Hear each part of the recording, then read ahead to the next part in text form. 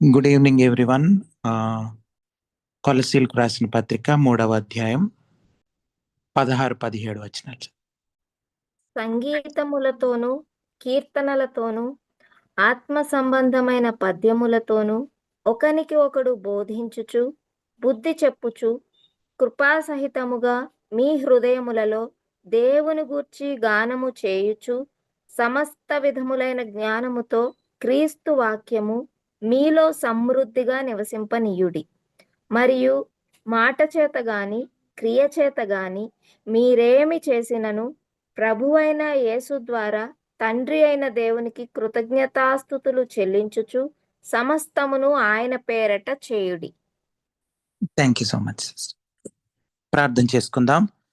ప్రేమ కలిగిన మా పరలోకపు తండ్రి, మీ ఘనమైన అతి పరిశుద్ధమైన నామానికి వందనాలు ప్రభువా.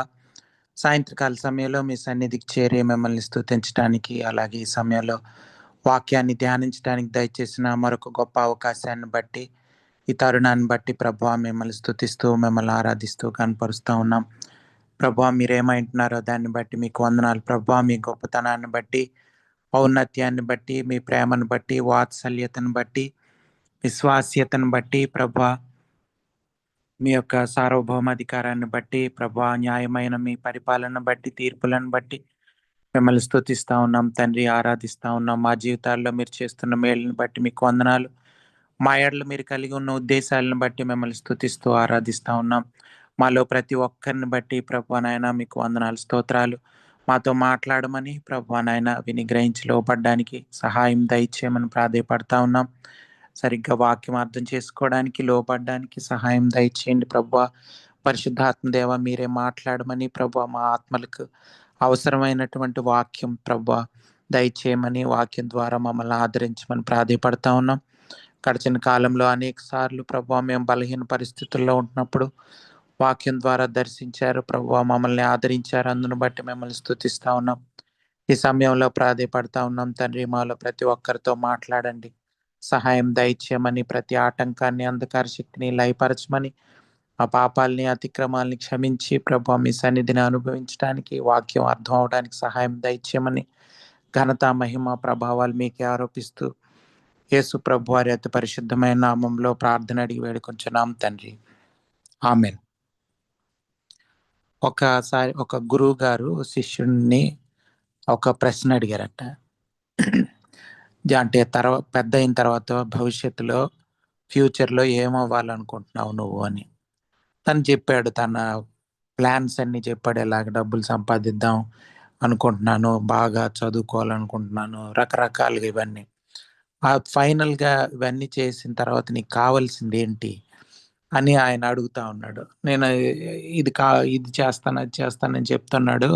ఫైనల్గా ఏం కావాలి అని అడిగితే అప్పుడు ఆయన చెప్పాడు, ఫైనల్గా నేను సంతోషంగా ఉండాలి, బాగా అంటే ఎటువంటి బాధలు, ఇబ్బందులు, ఇరుకులు లేకుండా బాగా సంతోషంగా ఉండాలి, అది గోల్ అని చెప్పాడు. చాలా అంటే మానవులుగా మనకి ఫైనల్గా ఆలోచిస్తే సంతోషంగా బ్రతకాలన్నది మనకు అనిపిస్తుంది. దానికోసమే మనం డబ్బులు సంపాదించుకోవాలని, లేకపోతే మంచి ఉద్యోగం సంపాదించుకోవాలని, లేకపోతే రకరకాలుగా మంచి వ్యాపారం చేయాలనో ఏదో అలాగా ఆ మీన్స్ ఎత్తుక్కుంటాం. అంటే ఆ విధంగా మనం బ్రతకాలని చిన్నప్పటి నుంచి ఆ విధంగా తల్లిదండ్రులు మనల్ని ప్రోత్సహిస్తారు. లేకపోతే మనం కూడా ఆ విధంగా ఇతరుల వైపు చూసి, లేకపోతే ఈ లోకానుసారంగా మన ఆలోచనలు ఆ విధంగా ఉంటాయి. కానీ మనం వాక్యం అన్నది అంటే వాక్యాన్ని అర్థం చేసుకొని మనిషి ఏ విధంగా బ్రతకాలన్నది అర్థం చేసుకోవడం క్రైస్తవులుగా మనందరికీ చాలా ముఖ్యం. లేకపోతే వేరే వాళ్ళకి మనకి తేడా ఏం ఉండదు. ఆ వాళ్ళు మామూలుగా డబ్బులు సంపాదించుకొని అట్లా సంతోషంగా బ్రతకాలని అనుకుంటారు. మనం అలాగే అనుకుంటాం. వాళ్ళు దానికోసం ఏదో దేవుణ్ణి ఆశ్రయిస్తారు. మనం కూడా దానికోసం దేవుణ్ణి ఆశ్రయిస్తే క్రైస్తవులకి వేరే వాళ్ళకి తేడా ఏం గమనించం. కానీ క్రైస్తవులు ఆ విధంగా బ్రతకడానికి, లేకపోతే అటువంటి జీవితం జీవించడానికి యేసు ప్రభువారు ఈ లోకానికి వచ్చి ప్రాణాలు అర్పించలేదు మనల్ని ప్రేమించి. మన కోసం ఆయన ప్రాణాలు అర్పించింది దానికోసం కాదని తెలుస్తుంది. శిష్యుల జీవితాలు చూసినప్పుడు మనకి యేసు ప్రభు వారి ఈ లోకంలో ఉంటున్నప్పుడు ఆయన జీవించిన విధానం చూసినప్పుడు నిజమైన క్రైస్తవ జీవితం అంటే ఏంటో అన్నది ఆ విధంగా మనం అర్థం చేసుకోవాల్సిన అవసరం ఉంది. అది చాలా ప్రాముఖ్యమైంది.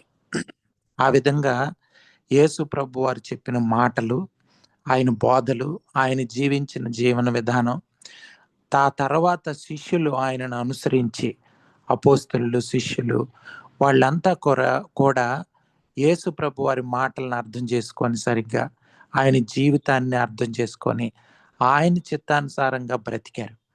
వాళ్ళు ఈ లోకానికి, లోకపు ఆకర్షణలకి, లోకానుసారమైన జీవితానికి ఆకర్షింపబడలేదు. లోకంలో ఉంటున్న అనేక మందికి వేరేలాగా జీవించాల్సిన అవసరం ఉందని యేసు ప్రభు వారు జీవించి చూపించిన జీవన విధానాన్ని, ఆ మార్గాన్ని వాళ్ళు కూడా జీవించి పరిశుద్ధాత్మ దేవుని సహాయంతో వాళ్ళు అటువంటి జీవితాన్ని ప్రపంచానికి చూపించారు. మనం కూడా ఈ సాయంత్ర సమయంలో ఆ జీవితాన్ని అర్థం చేసుకొని, ఆయన చెప్పిన మాటలను అర్థం చేసుకొని, మనం నిజమైన క్రైస్తవ జీవితాన్ని జీవించాల్సిన అవసరం ఉంది. లేకపోతే ఊరకనే అందరూ కూడా మనల్ని క్రైస్తవులని పిలవచ్చు. లేకపోతే మన సర్టిఫికేట్స్‌లో స్కూల్స్‌లో అట్లా క్రిస్టియన్ అని రాసి ఉండొచ్చు. రకరకాలుగా అయ్యి ఉండొచ్చు. కానీ నిజంగా దేవునితో మనకు సంబంధం ఉందా? యేసు ప్రభు వారి జీవితం మనం జీవిస్తున్నామా? లేకపోతే సొంత జీవితం ఇతరుల మాదిరిగానే మన ఇష్టానుసారంగా జీవిస్తూ చర్చికెళ్తూనే బైబిల్ స్టడీస్ వింటూనే మన ఇష్టానుసారంగా జీవిస్తున్నాం అన్నది మరొకసారి పరిశీలించుకోవడానికి పరిశుద్ధాత్మ దేవుడు మనకు దయచేసిన అవకాశం. 16వ వచనంలో చూస్తే చూడండి, ఆ సంగీతములతోనూ కీర్తనలతోనూ ఆత్మ సంబంధమైన పద్యములతోనూ ఒకనికి ఒకడు బోధించుచు బుద్ధి చెప్పుచు కృపాసహితముగా మీ హృదయములలో దేవుని గూర్చిన గానము చేయొచ్చు.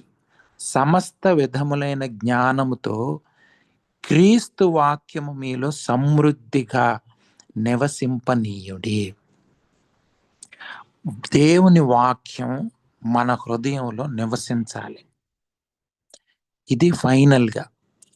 అంటే క్రైస్తవ జీవితం జీవించాలంటే దేవుని వాక్యం సమృద్ధిగా మన హృదయాల్లో నివసించేటట్లు చేయాలి. అంటే అది నిలిచిపోవాలి వాక్యం. అంటే వాక్యంతో నింపబడాలి మన హృదయం. దేవుని మాటలతో సంపూర్ణంగా నింపబడాలి. మనం చూడండి, తెల్లవారు లెగిస్తే రకరకాలతో మన హృదయం రకరకాల మాటలతో, రకరకాల అభిప్రాయాలతో, రకరకాలైనటువంటి న్యూస్తో, లోకపరమైనటువంటి పొలిటికల్ న్యూస్, లేకపోతే మామూలు ఈ న్యూస్ పేపర్లో, లేకపోతే టీవీల్లో, యూట్యూబుల్లో వాటిలో వచ్చే వార్తలు, లేకపోతే వాణిజ్య సంబంధించిన వ్యాపార సంబంధమైనటువంటి ఇన్ఫర్మేషన్, లేకపోతే రకరకాలటువంటి ఇన్ఫర్మేషన్ అంతా కూడా మన హృదయంలో ఉంటది, మైండ్లో. రోజు లెగిసిన అంటే ఆలోచనలతో, రకరకాలైన ఆలోచనలతో నిండిపోయి ఉంటది మన మనస్సు. వాటన్నిటిని తీసేసి, ఒక్కొక్కటిగా తీసేసి మనం దేవుని వాక్యంతో నింపుకోవాల్సిన అవసరం ఉంది. ఇదే రాత్రికాల సమయంలో దేవుడు మనతో మాట్లాడే మాటలు. మన హృదయం, మన మనస్సు, మైండ్ నింపబడాలి సంపూర్ణంగా దేవుని వాక్యంతో. అది పాత నిబంధన కాలం నుంచే దేవుడు అది చెప్తా ఉన్నాడు. దేవుని వాక్యం అన్నది చాలా ప్రాముఖ్యమైంది. అందుకనే భక్తులు ఆ వాక్యానికి చాలా ప్రాముఖ్యత ఇచ్చేవాళ్ళు పాత రోజుల్లో.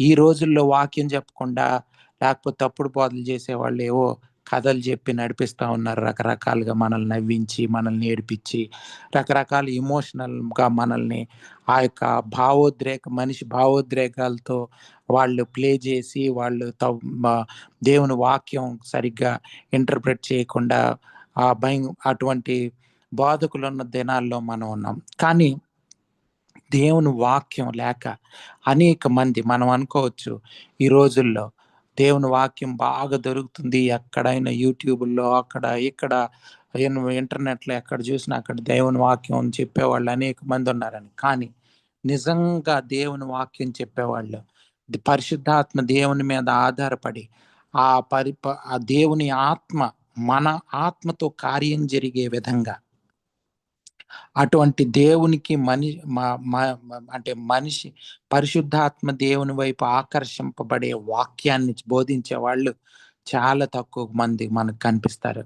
దేవుని మీద ఆధారపడి సంపూర్ణంగా వాక్యం ఏం చెప్తుంది అన్నది, దేవుని యేసు ప్రభు వారు జీవించిన జీవితం గురించి ధైర్యంగా చెప్పేవాళ్ళు, శిష్యులు జీవించిన జీవితాలను మన ముందుంచేవాళ్ళు, ఆ విధంగా మనల్ని హెచ్చరించేవాళ్ళు, ఆ విధంగా మనల్ని నడిపించే పరిశుద్ధాత్మ దేవుని మీద ఆధారపడేటట్లు చేసేవాళ్ళు, దేవుని వాక్యాన్ని ప్రేమించేటట్లు చేసేవాళ్ళు చాలా తక్కువ మంది మనకు కనిపిస్తారు. కానీ మనం ఈ రాత్రికాల సమయంలో దేవుడు మనతో మాట్లాడుతుంది ఏంటంటే, ఈ సాయంత్రం సమయంలో మనం అందరూ నేర్చుకోవాల్సిన పాఠం, దేవుని వాక్యాన్ని ప్రేమించాలి, దేవుని మాటలకి చాలా ప్రాముఖ్యత ఇవ్వాలి, గౌరవం ఇవ్వాలి. ఎందుకంటే అవే మనల్ని నడిపించేవి. మనం అనుకుంటాం ధనం ఉంటే చాలు లోకంలో ఏదన్నా చేయొచ్చు, ఎడ్యుకేషన్ ఉంటే చాలు, లేకపోతే విద్య ఉంటే చాలు ఏదైనా చేయొచ్చు, లేకపోతే ఈ వ్యాపారాలు క్లిక్ అయితే చాలు మనం హాయిగా బ్రతకొచ్చు అనుకుంటాం. కానీ అందులో సత్యం లేదు. అవన్నీ చాలా తాత్కాలికం. కోర్స్ మనం బతకడానికి తిండి, లేకపోతే బట్టలు ఇవి ఉండడానికి ఇల్లు, ఇవన్నీ అవసరం. కానీ అవన్నీ వాటి గురించి ప్రాకులాడే జీవితం క్రైస్తవ జీవితం కాదు. క్రైస్తవ జీవితం అనేది దేవుని ప్రేమలో, దేవుని యొక్క వాక్యం మీద, దేవుని మాటల మీద ఆధారపడి కట్టుకునేదే క్రైస్తవ జీవితం. దేవుని మీద సంపూర్ణంగా విశ్వాసం ఉంచి జీవించేదే క్రైస్తవ జీవితం. సో కాబట్టి ఇక్కడ పౌలు భక్తుడు వాళ్ళకి ఈ మాటలు చెప్తున్నాడు. ఎందుకంటే వాళ్ళల్లో ఐక్యత లోపిస్తూ ఉంది. తప్పుడు బోధకులు వచ్చి వాళ్ళని డివైడ్ చేసేస్తున్నారు. వాళ్ళని దేవుని నుంచి దూరం చేయడానికి ప్రయత్నం చేస్తూ ఉన్నారు. అటువంటి వాతావరణం ఉన్నప్పుడు ఈ యొక్క వాక్యం, ఈ యొక్క లెటర్, ఈ ఉత్తరం వ్రాయబడింది. ఆ ఉత్తరం మనకి ఇప్పటికీ అవసరమైనటువంటి ఈ లెటర్, ఇందులో ఉన్న ప్రతి మాట మనకి ప్రతిరోజు అవసరమైంది. కాబట్టి మనం వీటిని నేర్చుకోవాలి, అర్థం చేసుకోవాలి. దేవుని వాక్యానికి అతి ప్రాముఖ్యత ఇవ్వాలి. అంటే చాలాసార్లు మనం చిన్నపిల్లలకి వాక్యం కంఠస్థ పెట్టిస్తాం, బై హార్ట్ చేపిస్తాం, మంచిది. చిన్నపిల్లల వరకు ఆ ఏజ్ వరకు కరెక్టే, వాళ్ళకి ఆ వాక్యం ఒక అర్థం తెలియకపోవచ్చు, లేకపోతే కానీ కంఠస్థ పెట్టచ్చు. కానీ వాళ్ళు తర్వాత పెద్ద అయిన తర్వాత వాటిని అర్థం చేసుకోవాల్సిన అవసరం ఉంది. మనం వాక్యాన్ని ధ్యానించాల్సిన అవసరం ఉంది. మనం చిన్నపిల్లలాగా ఇంకా కంఠస్థ పెట్టి దాన్ని గుర్తుంచుకొని నాకు ఈ వాక్యం తెలుసు, ఆ వాక్యం తెలుసు అని చెప్పుకోవడానికి కాదు. మనం వాక్యాన్ని మెడిటేట్ చేయాలి. అంటే ఆ వాక్యం మన హృదయంలో పనిచేయాలి. అంటే ఆ వాక్యానుసారమైన జీవితం మన జీవితాల్లో కనిపించాలి.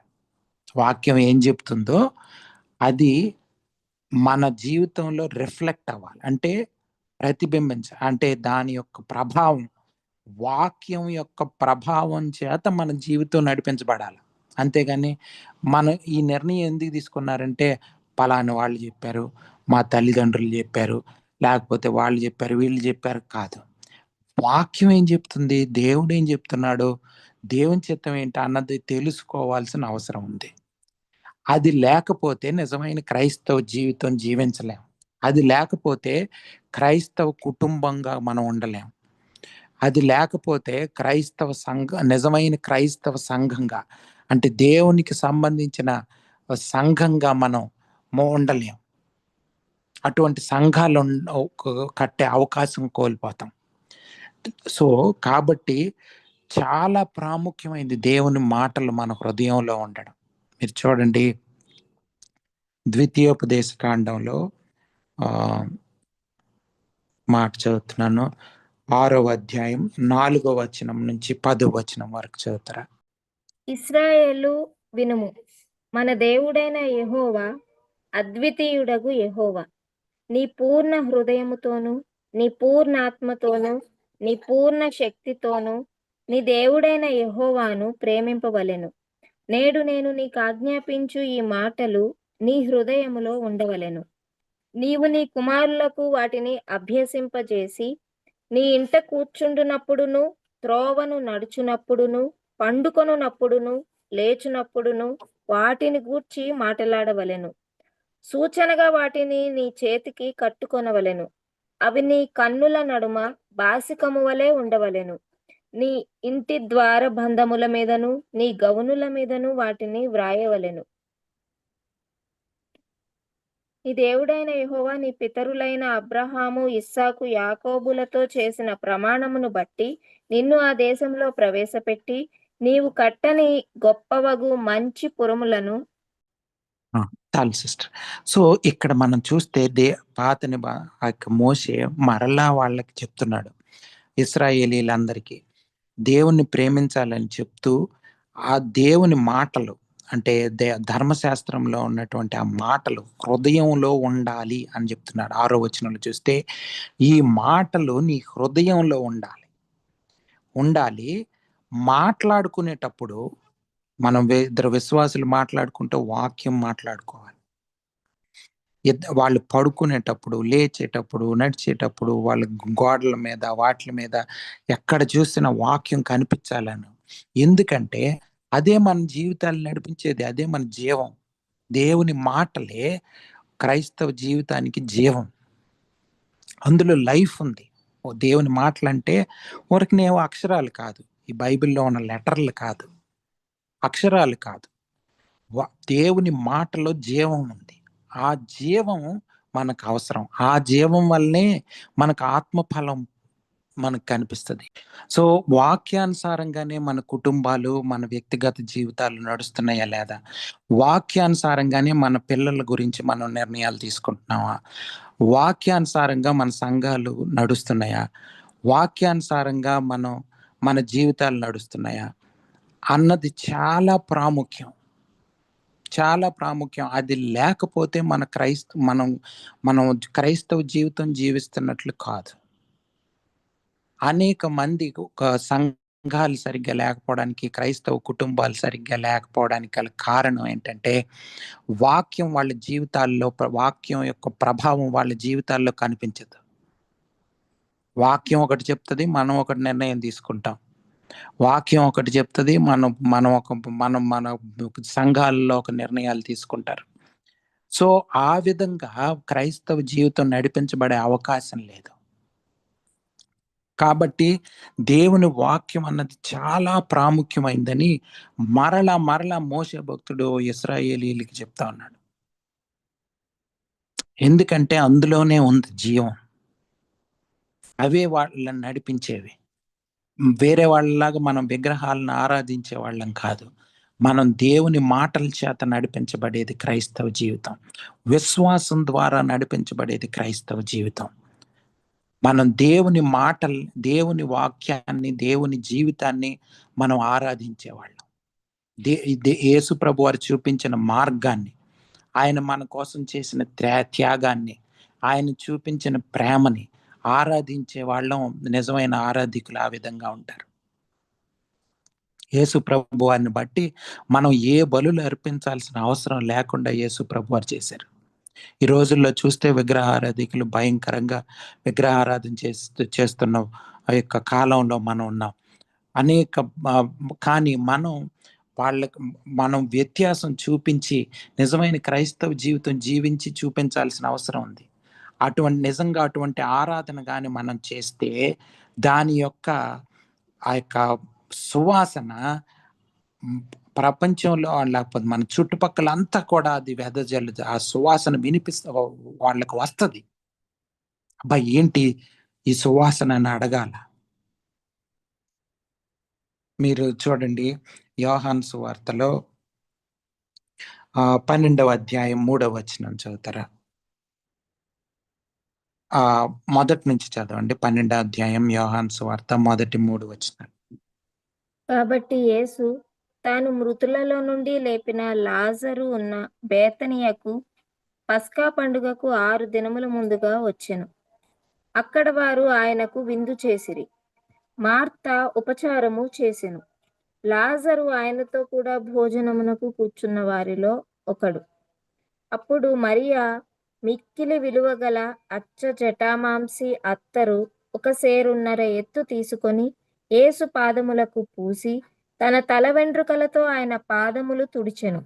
ఇల్లు ఆ అత్తరు వాసనతో నిండెను. చూడండి, ఇక్కడ ఆరాధన అంటే సంపూర్ణంగా దేవుణ్ణి ప్రేమించి దేవుణ్ణి ఆరాధించే ఆరాధన కనిపిస్తా ఉంది మనకి ఇక్కడ. మనం ఎప్పుడైతే దేవుని వాక్యాన్ని ప్రేమిస్తామో, దేవుని మాటల్ని, దేవుడు మనకు చూపించిన మార్గాన్ని, ఆ జీవన విధానాన్ని మనం ప్రేమించి ఆయనకు కృతజ్ఞతతో మనం అటువంటి జీవితాన్ని జీవించడానికి తలొగ్గి పరిశుద్ధాత్మ దేవునికి లోబడినప్పుడు ఇటువంటి సువాసన మన సంఘాల్లో, మన కుటుంబాల్లో కనిపిస్తుంది. వాళ్ళందరూ ఫీల్ అవుతారు. అటువంటి జీవితం మనం జీవించి చూపించాల్సిన అవసరం ఉంది. అటువంటి నెమ్మది, అటువంటి ప్రేమ, అటువంటి సాత్వికం అవన్నీ కూడా వాళ్ళు గమనించాలి. యేసు ప్రభు వారి యొక్క జీవితం చుట్టుపక్కల వాళ్ళు అర్థం చేసుకోవాలి. మన సంఘాలు ఆ విధంగా ఉండాలని మనం ప్రార్థన చేయాలి. మన కుటుంబాలు, మన చిన్నపిల్లల దగ్గర నుంచి అందరు కూడా అటువంటి ప్రేమ చిన్నప్పటి నుంచే వాళ్ళు చూడాలి. తల్లిదండ్రుల మధ్య అటువంటి ప్రేమ వాళ్ళు చూడాలి. దేవుని ప్రేమ అంటే ఇది కదా అని వాళ్ళకి అర్థం అవ్వాలి.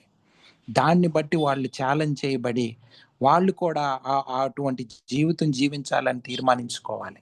ఇది నిజమైన క్రైస్తవ జీవితం.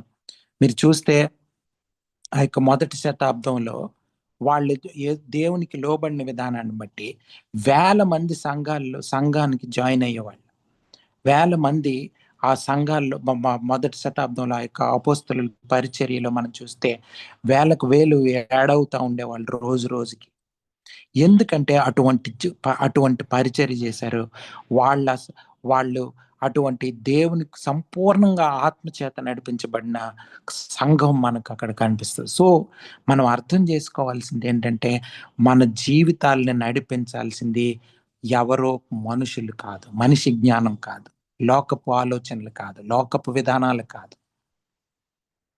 మనం ఆ యొక్క పిల్గ్రిమ్స్ ప్రోగ్రెస్ అనే బుక్ చదివితే, యాత్రికుని ప్రయాణం చదివితే లోక జ్ఞాని అని ఒక క్యారెక్టర్ ఉంటుంది. లోక జ్ఞాని అలాగుంటాం. చాలా మంది క్రైస్తవులు చూస్తే లోక జ్ఞాని లాగే ఉంటారు. అంటే లోక జ్ఞానంతో నిండిపోయి ఉంటాం మనం. ఇలా చేస్తే ఎట్లా బ్రతకొచ్చు, ఇలా చేస్తే మనం హాయిగా ఎటువంటి సమస్యలు లేకుండా బ్రతకొచ్చు అనే ఒక ఆలోచనలతో మనం వెళ్ళిపోతుంటాం. కానీ నిజమైన వాక్యం చేత నడిపించబడాలి, దేవుని చిత్తం నా జీవితంలో జరగాలన్నది కోరుకోం చాలాసార్లు. కానీ రాత్రికాల సమయం, సాయంత్రం సమయంలో దేవుడు మనల్ని హెచ్చరిస్తుంది ఏంటంటే, వాక్యమే మన జీవితాలను నడిపించాలి. వాక్యమే మన జీవితాలను నడిపించాలి. లేకపోతే ఆ వాక్యం మన హృదయంలో నింపబడకపోతే, ఆ వాక్యం యొక్క ఇంప్లికేషన్స్, ఆ ప్రభావం మన జీవితాల్లో కనిపించకపోతే మనం క్రైస్తవులు అనబడం. ప్రపంచం ఏమనుకుంటది, వేరే లేదో క్రిస్మస్ రోజు హడావుడి చేస్తారు, లేకపోతే జనవరి 1 రోజు హడావుడి చేస్తారు, గుడ్ ఫ్రైడే రోజు, ఈస్టర్ రోజు ఇలా చేస్తారు. అటువంటి వాళ్ళే క్రైస్తవులు అనుకోవచ్చు. ఎందుకంటే సంఘాల్లోనే ఒకరికొకరు పడదు, కుటుంబాల్లోనే ఒకరికొకరికి పడదు. ఇలాంటప్పుడు క్రైస్తవ ప్రేమ ఎక్కడ కనిపిస్తుంది? యేసు ప్రభు వారి యొక్క దయ, కరుణ, జాలి ఇవన్నీ ఎక్కడ మనకు కనిపిస్తున్నాయి? శత్రువుల్ని ప్రేమించే యేసు ప్రభు వారి గుణం ఎక్కడ కనిపిస్తుంది? ఇది మనం పరిశీలించుకోవాల్సిందే. చూడండి, ఈవెన్ మనం పాటలు పాడినా, వాయిద్యాలు వాయించినా అది ఏదో ఎంటర్టైన్మెంట్కో లేకపోతే చప్పట్లు కొట్టి ఉర్రూతులు అవ్వడానికో కాదు. ఈ రోజుల్లో అలా అయిపోయింది. పాపం యవనస్తులకి ఆరాధన అంటే ఐడియా లేని పరిస్థితుల్లో అనేక మంది యవనస్తులు ఉన్నారు. నిజమైన ఆరాధన అంటే తెలియని వాళ్ళు. సంగీతం ఎందుకు వాయిద్యాలు వాయిస్తున్నాము, లేకపోతే పాటలు ఎందుకు పాడుతున్నామో చాలా మందికి అర్థం కాని పరిస్థితుల్లో యవనస్తులు ఉన్నారు. చాలా భయంకరమైన పరిస్థితులు. ఎందుకంటే తప్పుడు బోధకులు, సంఘాలు, తప్పుడు బోధలు చేసేవాళ్ళు సంగీతాన్ని వేరే విధంగా వాడుతున్నారు. సినిమా పాటలు లాంటి పాటలు, లేకపోతే పాశ్చాత్య ఆ యొక్క వెస్టర్న్ మ్యూజిక్ లాంటి ఆ యొక్క పెద్ద పెద్ద సౌండ్‌లు పెట్టి వాక్య బ బ ఆ యొక్క అటువంటి వాయిద్యాలు వాయించి, రకరకాల వాయిద్యాలు వాయించి, వాటి చేత యవ్వనస్తుల్ని ఆకర్షించుకోవడానికి, ఆ భావోద్రేకాలతో వాళ్ళని ఆకర్షించుకోవడానికి ప్రయత్నిస్తున్నారు గానీ, పరిశుద్ధాత్మ దేవుని మీద ఆధారపడి పరిచర్య చేసేవాళ్ళు ఈ లోకంలో చాలా తక్కువైపోయారు. సంగీతాలు, కీర్తనలు, ఆత్మ సంబంధమైన పద్యాలు ఇది ఎందుకంటే ఒకరినికొకరు బోధించుకోవడానికి, అంటే వాక్యాన్ని పదే పదే జ్ఞాపకం చేసుకోవడానికి, ఒకరికొకరు హెచ్చరించుకోవడం. అంటే ఒక పాట పాడితే వేరే వాళ్ళకి ఆ వాక్యం అర్థమయ్యి, వాక్యానుసారమైన పాటలు లేవు ఈ రోజుల్లో. మీరు గమనిస్తే. చూడండి, చాలా అంటే మనం మళ్ళీ పరిశీలించుకొని క్రైస్తవ్యంలో మార్పు రావాల్సిన అవసరం. వ్యక్తిగత జీవితాల్లో మార్పొస్తే మన సంఘాల్లో, కుటుంబాల్లో మార్పులొస్తాయి. ఆ విధంగా మనస్సు మారి రూపాంతరం చెందబడాల్సిన అవసరం ఉంది. మనసు ఎప్పుడు మారుతది? వాక్యం రిచ్‌గా, అంటే పరిపూర్ణంగా సమృద్ధిగా మన హృదయంలో ఉంటే, వాక్యం సమృద్ధిగా మన హృదయంలో నివసించేటట్లు మనం చేస్తే, చాలా సార్లు మనం చూస్తాం. చిన్నప్పుడు లేకపోతే కొంచెం పెద్దయిన తర్వాత చర్చికెళ్తాం. చర్చిలకెళ్ళినప్పుడు వాక్యం వింటాం. మళ్ళీ నెక్స్ట్ వీక్ ఎళ్తాం. లాస్ట్ వీక్ ఏం వాక్యం చెప్పారంటే గుర్తుండదు. లేకపోతే ఈరోజు ఉదయం బైబిల్ చదువుకున్నాం. ఏం వాక్యం చదివామంటే గుర్తుండదు. కారణం ఏంటంటే, మనం దేవుని ప్రేమలో, లేకపోతే దాని మీద ఇంట్రెస్ట్ లేకపోతే, దేవుణ్ణి ప్రేమించాలన్నది మనకు లేకపోతే, పరిశుద్ధాత్మ దేవునికి సంపూర్ణంగా లోబడకపోతే, ఇటువంటివన్నీ మనకు అంటే మనకి వేరే వ్యాపకాలెక్కువ. దానివలన మైండ్ దీని మీద ఉండదు. మైండ్ దేవుని వ ప పని దేవుని పరిచర్య మీద, లేకపోతే దేవుని జీవితం జీవించాలన్న దాని మీద, వాక్యానుసారమైన జీవితం జీవించాలన్న దాని మీద మైండ్ ఉండదు. వాక్యం చదువుకొని ఒక పావుగంట స్పెండ్ చేయడమే ఎక్కువ ఈ రోజుల్లో. అటువంటిది సమృద్ధిగా హృదయంలో వాక్యం నిలిచుండాలని చెప్తుంది వాక్యం. దేవుని అంటే క్రీస్తు మాటలు, అంటే క్రీస్తు వాక్యం, అంటే యేసు ప్రభువారు చెప్పిన మాటలు, ఆయన జీవించిన జీవన విధానం అది రిచ్‌గా హృదయంలో ఉండాల. యేసు ప్రభువారు ఈ పరిస్థితుల్లో ఈ మాట చెప్పాడు. లేకపోతే ఈ విధంగా జీవించాడాయన. ఇటువంటి పరిస్థితి వచ్చినప్పుడు ఆయన ఈ మాటలు మాట్లాడారు. తప్పుడు బోధకులను ఆయన ఈ విధంగా ఎదుర్కొన్నారు. వేషధారుల్ని ఎత్తి చూపించారు. ఆ సంఘంలో ఉన్న అనేక మంది భక్తులని చెప్పుకుంటున్న వాళ్ళు స్వనీతి ప్రకటిస్తున్న వాళ్ళని చూపించి, మోసపోకండి, వాళ్ళు పులిసిన పిండి లాంటి వాళ్ళని, ఇటువంటి హెచ్చరికలన్నీ దయచేశారని మనం వాటిని మన హృదయంలో ఉంచుకోవాలి. అటువంటి ప్రేమపూర్వకమైన రిలేషన్‌షిప్‌లో మనం ఉండాలి దేవునితో. చూడండి. పాటలు ఎందుకు? కీర్తనలు ఎందుకు? లేకపోతే ఆత్మ సంబంధమైనవి అయ్యుండాలి కీర్తనలు, సంగీతం అదంతా కూడా పరిశుద్ధాత్మ దేవుని చేత నడిపించబడేవై ఉండాల. అంతేగాని ఏదో అందరికి నాకు వాయిద్యం వచ్చని కొట్టి చూపించడానికో, లేకపోతే ప్రజల్ని ఆకర్షించడానికో కాదు. మన వాయిద్యాలు నేర్చుకునేది. లేకపోతే పాటలు పాడేది ఎందుకంటే, పాటలు పాడేది మన టాలెంట్ చూపించుకోవడానికి కాదు. మన గొంతు చూపించుకోవడానికి కాదు. అలా అయితే దేవుడు మనల్ని వాడుకోడు. ఆఫ్‌కోర్స్ మనం పాటలు పాడొచ్చు. కానీ దేవునికి అది పాటలు ఉపయోగపడకపోవచ్చు. మనం వాయిద్యాలు వాయించొచ్చు. కానీ దేవునికి ఆ వాయిద్యాల యొక్క ఉపయోగపడకపోవచ్చు. పరిశుద్ధాత్మ దేవుని చేత వాడబడకపోవచ్చు. కాబట్టి దేవుడు మనల్ని హెచ్చరిస్తుంది ఏంటంటే, ఆత్మ సంబంధమైనటువంటివిగా మనం ఉండాల. మనం ఏ పని చేసినా సరే, దేవుని నామం మహింపరచబడే విధంగా ఉండాలి. మనం గొప్ప చేసుకోవడానికో, మన టా మన మనం ఇది చేయడానికో కాదు. వాక్యం చెప్పినా, పాటలు పాడినా, లేకపోతే ఏం చేసినా సరే, దేవుని నామం హెచ్చరింపబడాలి. దేవుని నామానికి ఘనత రావాల. మనకు కాదు. అంటే అందుకనే మనం చూడండి, ప్రార్థన చేసేటప్పుడు వాక్యం చెప్పేవారిని మరుగుపరచమని ప్రార్థన చేస్తాం. ఎందుకంటే మనం చూడాల్సింది ఆ వాక్యం చెప్పే ఆయన్ని కాదు, ఆయన ద్వారా పరిశుద్ధాత్మ దేవుని మాటల్ని మనం చూడాలి. దేవుడు మనుషుల్ని వాడుకుంటున్నాడు, కానీ దేవుడు మాట్లాడుతున్నాడు అని అర్థం చేసుకోవాలి. పరిశుద్ధాత్మ దేవుడు మాట్లాడతాడని అర్థం చేసుకోవాలి. దైవ సేవకులు అనేవాళ్ళు దేవుని మీద ఆధారపడి, పరిశుద్ధాత్మ దేవుని మీద ఆధారపడి ఆయన చెప్పమన్న మాటల్ని చెప్పాలి.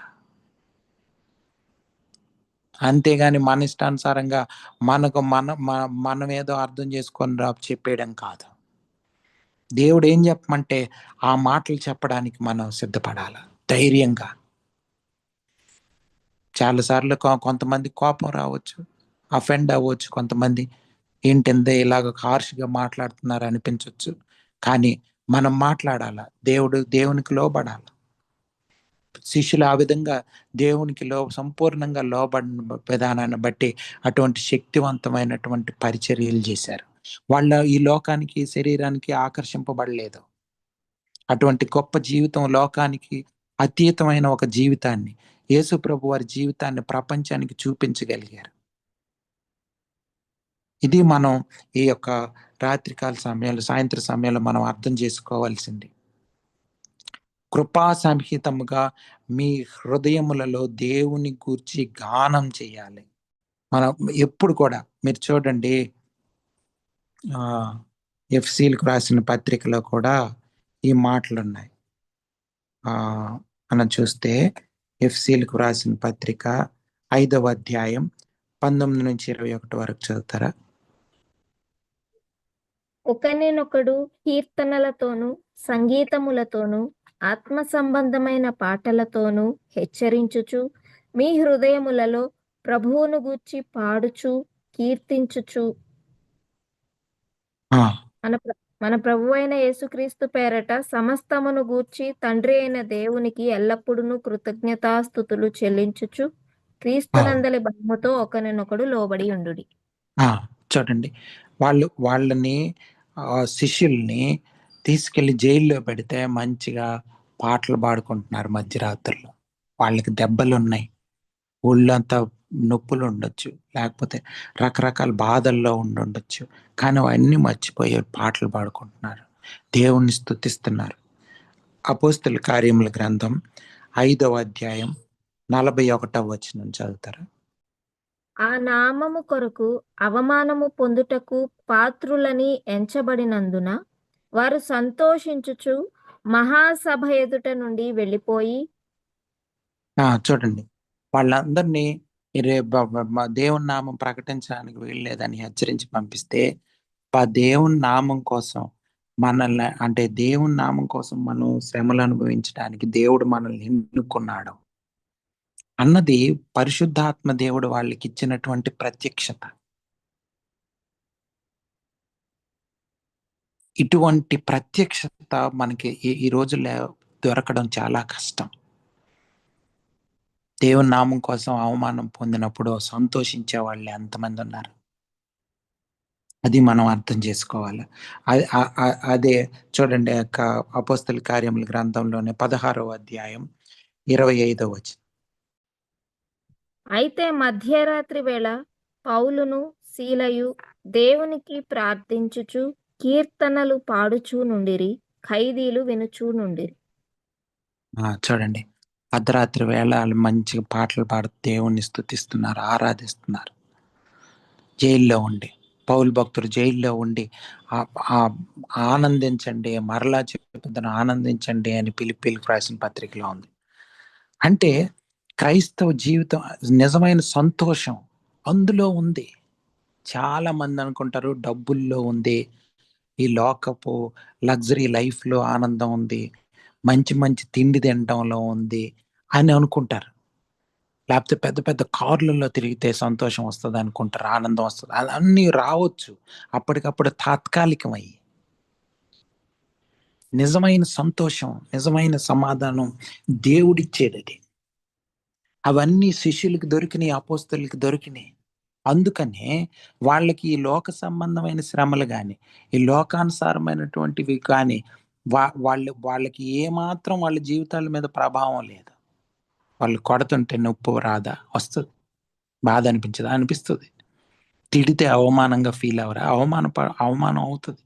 కానీ అందులో పరిశుద్ధాత్మ దేవుడు వాళ్ళకి ఇచ్చిన ప్రత్యక్షత వలన సంతోషిస్తున్నారు. శ్రమలు అనుభవిస్తూ సంతోషిస్తూ ఆనందిస్తున్నారు. దేవుడు మనల్ని వాడుకుంటున్నాడు. మనం ఎంత ధన్యులం. దేవుడు తన పరిచర్య కోసం మనల్ని ఆయన లోకంలో ఆయన అంటే ఆయన మన ద్వారా చెప్పాలనుకుంటున్నాడు చూసారా సువార్తని అని. వాళ్ళకి అది చాలా గొప్ప.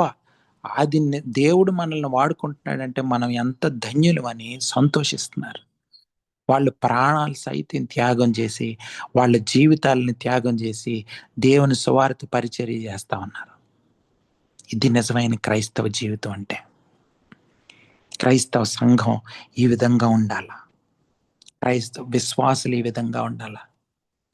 ఎంత వ్యత్యాసం ఈ రోజుల్లో ఉన్నటువంటి క్రైస్తవ సంఘాలకి, ఈ రోజుల్లో ఉన్న క్రైస్తవులకి ఎంత వ్యత్యాసంగా ఉందో చూడండి. బైబిల్లో చెప్తున్నటువంటి ఆ జీవితం, యేసుప్రభు వారు చూపించిన జీవితం, అపోస్తలులు జీవించి చూపించిన జీవితం, ఆ జీవితాలు ఎంత ఎంత తేడాగా ఉంది మన జీవితాలకి ఆ జీవితాలకి. కాబట్టి మనం రాత్రికాల సమయంలో అర్థం చేసుకొని పరిశీలించుకొని మన జీవితాలు మార్చుకోవాల్సిన అవసరం ఉంది. పాటల యొక్క మీనింగే మారిపోయింది ఈ రోజుల్లో. అర్థమే మారిపోయింది. పాటలు అంటే ఎంటర్టైన్మెంట్ అయిపోయింది ఈ రోజుల్లో. దానికి డాన్స్లు వేసేవాళ్ళు రకరకాలుగా. సో ఇవన్నీ మనం దేవుని వాక్యం ఒకరినొకరు హెచ్చరించుకోవడానికి, దేవుడి వాక్యం మన హృదయంలో నిలిచుండడానికి పాటలు ఉపయోగపడాలి, వాయిద్యాలు ఉపయోగపడాలి. చాలా పాటలు, చాలా వాయిద్యాలు, చాలా దేవుని యొక్క ఈ అర్థం లేకుండానే చేసేసే రోజుల్లో మనం ఉన్నాం. సమస్త విధమైన జ్ఞానముతో క్రీస్తు వాక్యం మీలో సమృద్ధిగా నివసింపాలి, డ్వెల్ అయి ఉండాలి. అంటే మన హృదయంలో నివసించి ఉండాలి. ఎంతకాలం నివసించి ఉంటుంది వాక్యం? కొంతకాలమే ఉంటుంది. ఆ తర్వాత ఏవో పొలిటికల్ న్యూస్లు, సినిమా న్యూస్లు, వ్యాపార న్యూస్లు, ఆ న్యూస్లు, ఈ వార్తలు, ఆ వార్తలు, అల్లా వాళ్ళిలాగా వీళ్ళిలాగా, లేకపోతే ఆ సంఘం ఇలాగ, ఈ సంఘం ఇలాగా, ఆ కాపరిలాగా, ఈ కాపరిలాగా, ఈ న్యూస్లన్నీ ఎక్కువైపోయి అక్కడ గొడవలు అయినాయి అంటే ఇక్కడ. ఒకసారి నేను ఎవరి దగ్గరికి వెళ్తే వాళ్ళు ఇదే కంటిన్యూస్గా ఇదే మాట్లాడుకుంటున్నారు. ఆ సంఘంలో పోలీసులు వచ్చారు, ఇక్కడ వాళ్ళ సంఘానికి తాళాలు వేసేసారు, ఇక్కడ ఇదైంది, అక్కడ ఇదైంది అని ఇవే మాట్లాడుకుంటా ఉంటే ఇంకెక్కడ దేవుని వాక్యం మన హృదయంలో సమృద్ధిగా ఉంటది, నివసించేటట్లు అవుతుంది. వాక్యం రిచ్గా డ్వెల్ అయి ఉండాలని ఉంది. వాక్యంలో నివసించాల, సమృద్ధిగా నివసించాలి. మనం చూడండి, నివాసం అంటే ఏంటి? మనకు ఒక ఇల్లు ఉంటది, మనం ఎక్కడికి వెళ్ళినా సరే సాయంత్రానికి అక్కడికి వచ్చేస్తాం. అలాగా మనం ఏం చేసినా, ఏ పని చేసినా సరే వాక్యం మూలాల్లో ఉండాలి మన జీవితం. వాక్యం నడిపించాలి, ఫైనల్ గా వాక్యం నడిపించాలి. ఇది మనం అర్థం చేసుకోవాల్సింది. 17వ వచనంలో చూస్తే మీరు చూడండి, మరియు మాట చేత గాని క్రియ చేత గాని మీరేమి చేసినను, అంటే మనం మాట్లాడినా ఏదైనా పని చేసినా ప్రభు అయిన యేసు ద్వారా తండ్రి అయిన దేవునికి కృతజ్ఞతాస్తుతులు చెల్లించచ్చు. దేవుడు మనకి ఇచ్చిన అవకాశం. మనం కొంచెం భోంచేస్తున్నాం అంటే, ఆహారం తినగలుగుతామంటే దేవునికి కృతజ్ఞతాస్తుతులు చెల్లించాలి. ఏదన్నా పని చేయగలుగుతున్నాం అంటే దేవునికి కృతజ్ఞతాస్తుతులు చెల్లించాలి. దేవుడు మనకిచ్చిన అవకాశం అని అర్థం చేసుకోవాలి. ప్రతి పరిస్థితిని బట్టి, ఒకవేళ మనం శ్రమల గుండా వెళ్తుంటే దేవుడు మనకి ఏదో పాఠాలు నేర్పించడానికి ఆ శ్రమలను మన జీవితాల్లో ఎలవ్ చేశాడని అర్థం చేసుకొని దాన్ని బట్టి దేవునికి కృతజ్ఞతాస్తుతులు చెల్లించాలి. ఏం చేసినా సరే దేవునికి గ్రేట్ఫుల్ గా ఉండాలి. మనం ఆ బైబిల్ స్టడీస్ లో ముందు ముందు బైబిల్ స్టడీస్ లో నేర్చుకున్నాం. సణుగుడు గొణుగుడు దీనికి వ్యతిరేకం. మనం చాలాసార్లు నాకే ఈ బాధలు ఎప్పుడు పోతాయో, ఇది ఎప్పుడు పోతుందో, అదే ఈ పరిస్థితి ఎప్పుడు పోతుందో అని గొనుక్కుంటూ సణుక్కుంటూ ఉండే వాళ్ళు అనేక మంది ఉంటాం. కానీ దాని దానికి ఆ ఆపోజిట్ ఏంటంటే, ప్రతి పరిస్థితి గురించి దేవునికి కృతజ్ఞతాస్తుతులు చెల్లించాలి. ఎవరైనా మనల్ని అవమానపరిచారా, దేవునికి వందనాలు తెలియజేయాలి. దేవుడు ఏదో నేర్పించడానికి, మనం ఇంకా విశ్వాసంలో ఎదగడానికి ఆ పరిస్థితిని వాడుకుంటాడని మనం అర్థం చేసుకొని, ఈ పరిస్థితిని బట్టి కూడా దేవునికి వందనాలు. వాళ్ళు జైల్లో ఉంటే, జైల్లో ఎందుకు మనల్ని దేవుడించాడో, అక్కడేం కార్యం చేయబోతున్నాడో అని అర్థం చేసుకొని వాళ్ళు శుభ్రం మంచిగా పాటలు పాడుకుంటున్నారు, దేవుని స్తుతిస్తున్నారు, ఆరాధిస్తున్నారు. మనం ఎటువంటి పరిస్థితుల్లో ఉన్నా, పౌలు భక్తులకు జైల్లో ఉన్న ఆనందంగా మనం గడిపే అవకాశం క్రైస్తవులకు మాత్రమే ఉంది. యేసు ప్రభు వారి జీవితంలో ఆ గొప్ప సంతోషం, సమాధానం ఉన్నాయి. ఆ సమాధానం, ఆ సంతోషం కావాలా? తాత్కాలికంగా ధనం, ఎడ్యుకేషన్ లేకపోతే ఈ వ్యాపారాలు ఇవి ఇచ్చే ఈ ఆనందం కోసం జీవితాంతం వెంపర్లాడదామా? ఆలోచించుకోవాల్సిన అవసరం ఉంది. ఈ లోకంలో మనం ఎంతో కాలం ఉండమని మనకు తెలుసు. ఎంతో కాలం ఉండం. మనం పెద్దవాళ్ళని అడిగితే వాళ్ళ జీవితంలో అన్ని మొన్న జరిగినట్టుగానే అనిపిస్తూ ఉంటది. వాళ్ళని అడిగితే చెప్తారు. అప్పుడే ఎంతకాలం అయిపోయింది, ఎన్ని సంవత్సరాలు అయిపోయినాయి, పిల్లలు పెద్దోళ్ళు అయిపోయినారు అని, లేకపోతే వాళ్ళకి పెళ్ళిళ్ళు అయిపోయినాయి, మనవాళ్ళు వచ్చేసారు, ఇలా చెప్తారు పెద్దవాళ్ళని అడిగితే.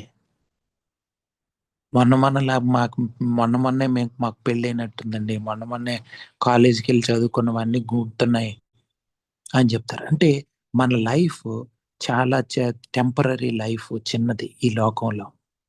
నిజమైన జీవితం యేసు ప్రభువారిలో ఉంది. మనం ఎంత లేమిలో ఉన్నా, కలిమిలో ఉన్నా, కష్టాల్లో ఉన్నా, ఇరుకుల్లో ఉన్నా, ఇబ్బందుల్లో ఉన్నా సంతోషంగా ఉండేది క్రైస్తవ జీవితం. అదేదో మనం తెచ్చిపెట్టుకునేది కాదు. దేవుడిస్తాడు ఆ సంతోషం. లేకపోతే మనిషి జైల్లో పెడితే ఎవరండి పాటలు పాడేది? అది దేవుడిచ్చేది. మనిషికి తనంతట తాను ఇటువంటి క్వాలిటీస్ ఉండవు.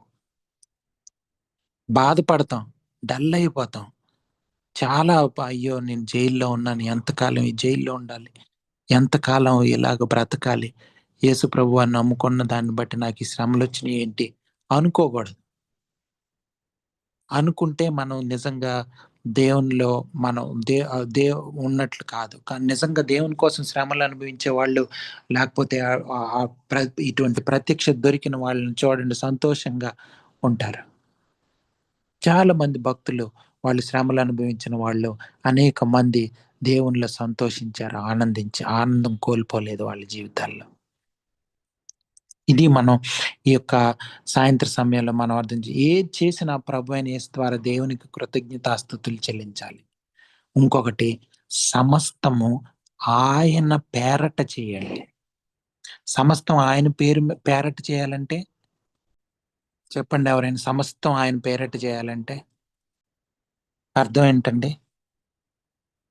సమస్తం ఆయన పేరట చేయుడి అంటే అంటే ఆయనకు మహిమ వచ్చేలాగా, లేదా ఆయన క్యారెక్టర్‌లో.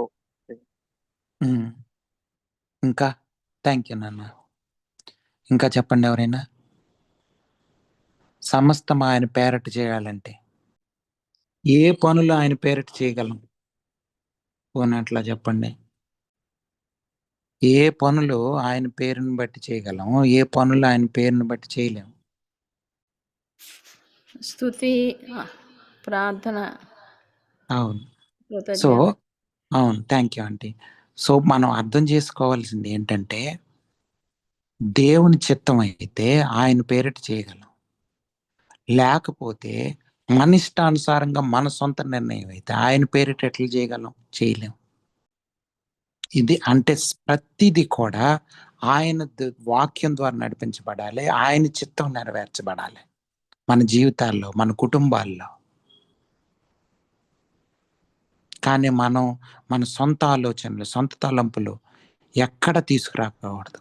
వచ్చినయా అవి దేవుని పేరట అవి జరిగే అవకాశం లేదు. సో ఇది మనం ఈ సాయంత్రకాల సమయంలో అర్థం చేసుకోవాల్సింది. దేవునికి కృతజ్ఞతాస్తుతులు చెల్లించాలి. దేవుని వాక్యం మన జీవితాల్లో నివసించాలి, మన హృదయంలో ప్రతి ఒక్కరి హృదయంలో నివసించాలి. మెడిటేట్ చేయాలి, ధ్యానం చేయాలి వాక్యాన్ని. అప్పుడే మనం నిజమైన క్రైస్తవ జీవితం జీవించే అవకాశం ఉంటుంది. మీకేమన్నా సందేహాలుంటా, మీరేమన్నా నేర్చుకున్నా చెప్పాలనుకున్నా చెప్పొచ్చు. ప్రైజ్ ది లార్డ్ అన్న. Praise the Lord. అన్న, ఇది 16వ వచనంలో సమస్త విధములైన జ్ఞానంతో అన్నారు కదా, అంటే దాని అర్థం ఏంటన్నా? అంటే సమస్త విధముల జ్ఞానంతో అంటే